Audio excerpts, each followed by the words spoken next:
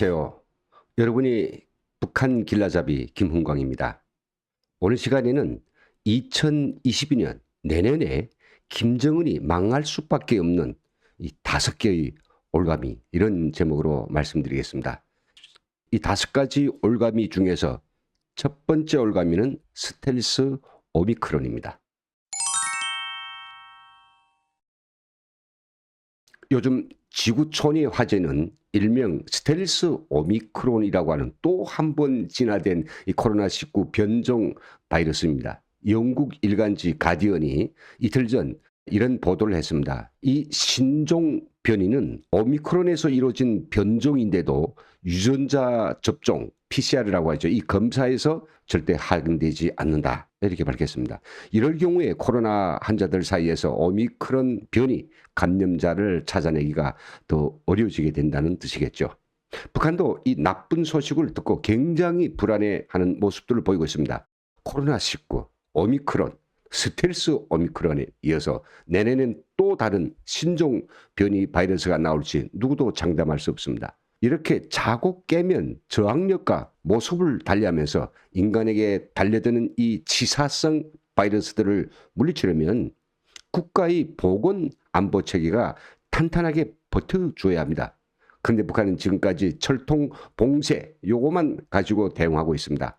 나라 안팎의 문을 굳게 다 닫아매고 주민들을 집안에 몰아넣는 그런 방법입니다. 미국의 국책연구기관입니다. 핵위협방지구상과 존스 홉킨스 보건안보센터가 공동조사에서 12월 8일 어제 발표한 2021년 세계 보건안보 지수, 이 보고서에서는 북한이 보건안보 순위가 전체 조사 대상국 195개 나라 중에서 북한은 193이라고 까발렸습니다. 철통봉쇄만으로는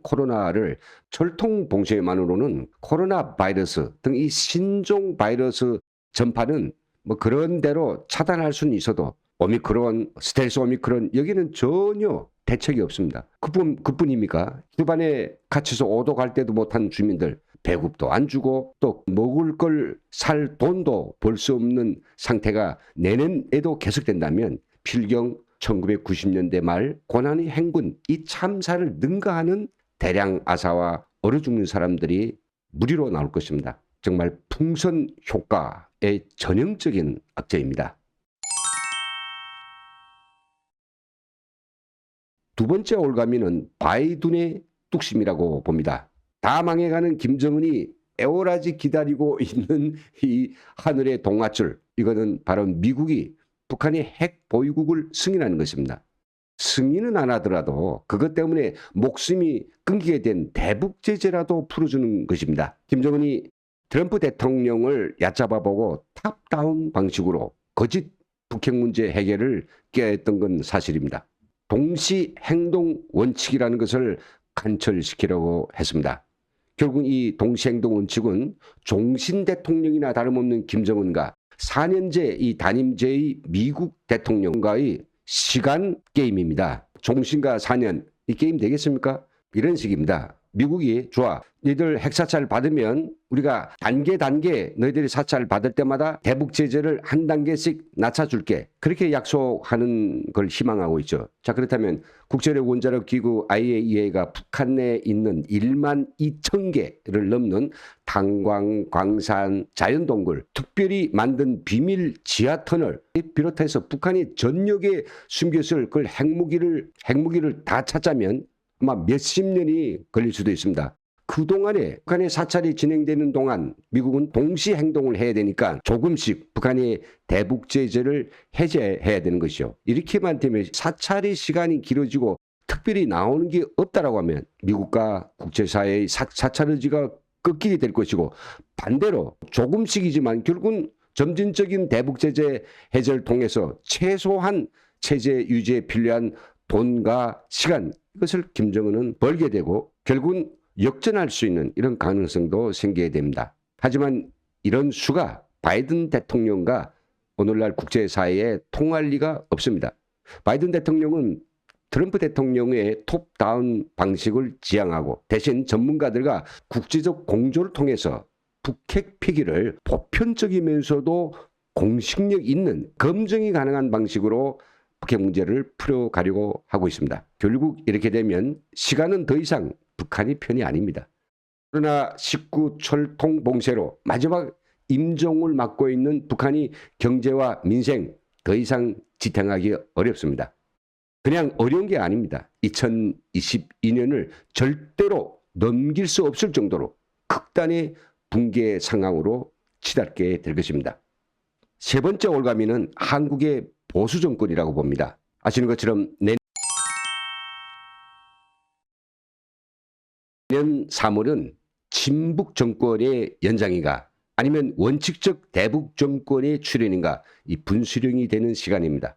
이제 딱 90일 남았습니다. 지금으로서는 보수 정권, 혁신 정권 중 어느 쪽이 정권을 창출할지 확실하지는 않습니다. 하지만 어느 어떤 정권이 들어서더라도 김정은의 시한부 인생은 뭐 조금 얼마 더 연장되는가가 문제이지 북핵을 포기하지 않는다면 꺼져가는 생명을 살려내지는 못합니다. 만일에 친북적인 민주당 정권이 연장된다고 해도 임종을 앞둔 김정은을 살릴 수 있게 산소통을 연결하지는 못할 것입니다.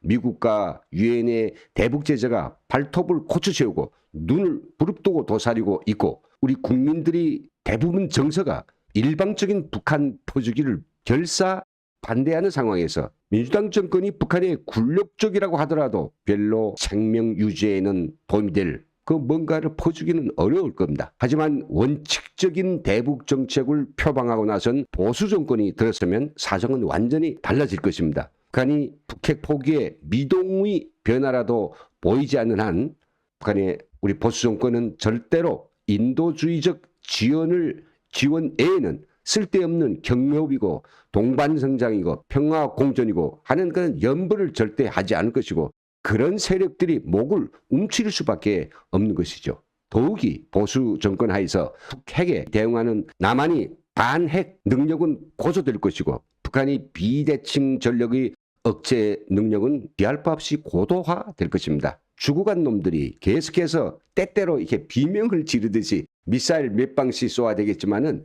이 세계적인 경제 부국인 남한의 군비 지출과 국방력 증강에는 게임 자체가 안 될 것입니다. 게다가 보수 정권은 북한이 아킬레스건이 무엇인지 정확히 압니다. 그 최대의 아킬레스건은 북한이 인권이고 외부 정보 유입을 통한 북한 주민이 저항의식 제고라고 봅니다. 문재인 정권도 무엇이 북한의 가장 아픈 것인지 잘 알면서도 대북 문제를 정치적으로 활용하다 보니 여기에 전혀 낯을 안 돌리고 평양과 판문점 바람을 잘 쐬우고 왔을 뿐입니다. 네 번째 올가미는 김여정의 권력욕이 될 것입니다. 지금 북한이 권력 구조는요. 외부에서 보이는 공식적인 구조와 내부에서 작동하는 비공식적인 이런 이중 구조를 가지고 있습니다. 겉으로 드러나지 않았지만은 김여정은 새로 뜬 별, 즉 당중앙이라는 호칭하에 북한이 내부적인 실권을 행사하고 있습니다. 당내 모든 사업의 최종 결정권자는 김정은이라고 하지만은 김여정이 들이미는 이 중요한 서류의 서명만 할 뿐이고 나머지는 김여정이 손아귀에 딱 틀어지고 있는 것으로 파악됩니다. 저희 방송에서 여러 차례 말씀드렸지만 김여정은 김정은이 건강을 회복하느라고 이 집중적으로 요양을 받은 올해 70일을 넘기는 잠복 기간에 사실상의 북한의 당 국가 군대의 최고 권력을 대행하고 있다고 보는 것이 맞습니다. 그런데 그 권력이라는 게 아주 요상한 것이어서요. 한번 맛들이면 절대로 포기할 수 없는 그런 속성이 있습니다. 김여정이 언제까지 김정은의 권력을 대행할지는 몰라도 그 대행하는 시간이 길어지면 길어지는 것만큼 달콤한 권력욕은 드높아질 것이고요. 나중에 권력을 놓고 두 자매지간에 자중질환이 일어날 수 있을 가능성이 매우 농후합니다. 올해 국무위원 자리까지 꿰찬 이 백두공주가 얼마나 그 위세를 떨칠지 주목이 됩니다. 만약 김여정이 이렇게 권력욕에 미쳐날수록 한 체제는 사불어열되고 줄서기와 충성 경쟁으로 더욱더 피폐해지게 될 것입니다. 마지막으로 다섯 번째 올가미는 설설 끓는 북한의 민심이 될 것입니다. 2022년에 김정은의 목을 조이는 것은 이 지병도 있지만요. 가장 큰 위협이 북한 주민들이 설설 끓는 민심입니다. 지금 북한 주민들은 사는 게 살아있는 게 아닙니다. 북한의 상위층이 가장 많이 살고 있는 평양 시민들의 삶을 현장만 들여다보아도 우리는 잘 알 수 있습니다. 어떻게 저렇게 하고 교류를 하고 또 살아갈 수 있을까라고 의문이 생길 것입니다. 이렇게 한번 상상해 보십시오. 난방이 안 옵니다. 연료는 밥이나 해 먹을 정도로 밖에 공급 안 됩니다. 배급도 하루 1인 하루 560g 이걸 23일분밖에 주지 않죠. 그러니까 식량이 절대적으로 부족합니다. 평양이니까 그래도 전기가 공급되긴 하지만요. 남한처럼 뭐 온열 매트 이거 쓸 수 있다고 생각할 수 있겠는데 쓰다 잡히면 완전히 골로 갑니다. 추방이죠.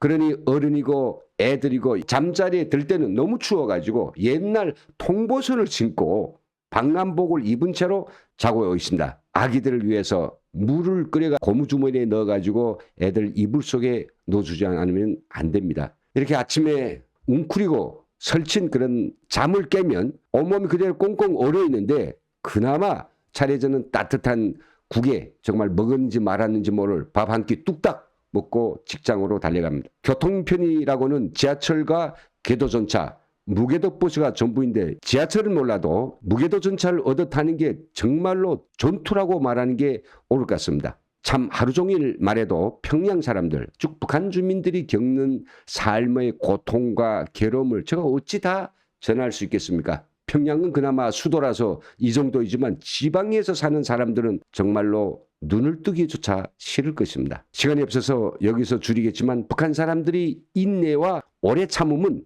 내년쯤에는 정말 한계에 다다르게 됩니다. 결론은 무엇입니까? 2022년은 김정은이 사라질지도 모를 매우 충격적인 해가 될 것이고 북한 주민들은 죽음이냐 삶이냐를 판가름할 결정적인 한 해가 될 것이라고 저는 믿어 의심치 않습니다.